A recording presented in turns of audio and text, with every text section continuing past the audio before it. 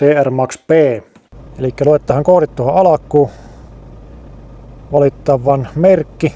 Tämä on sinällään aika simppeli käyttää. P-kötti ei ole näköjään suomeksi, niin jatketaan englanniksi. Ja sitten otetaan vaan tuosta tunnista VIN. Ja tuolta vielä sitten, että lue se VIN. Sinne tuli ja ei kun OK. Joihinkin pitää sitten niin kuin valita vielä parin malli 508, tiedot OK. Eli tein ensin tuon autoskannin, mutta voitaisiin katsoa nyt vähän noita tietoja tuolta pakokaasujärjestelmästä, että miltä siellä nyt näyttää. Eli se on tuolla Ekun alla. Sitten täällä on tosi kätevä tämä niin kuin datan kattominen.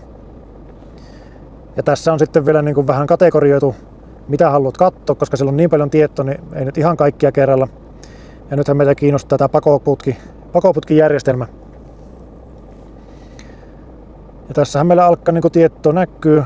Eli tämän mukaan PDF-suodati on 75% niin kuin tukossa, eli ennen kuin seuraava puhdistus tapahtuu. Nyt on paineero 10 millibaaria tyhjäkäynnillä, saisi olla pikkusen pienempi. Ja varmasti nousee tuosta kun polkasta. Niin.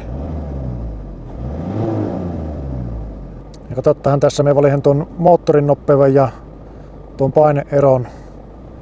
Pistetään tuolta niin kuin graafisen päälle, niin nyt nähdään se livenä tuo.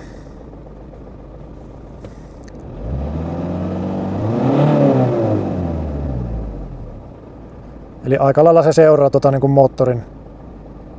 moottorin kierrosta tuo paineero.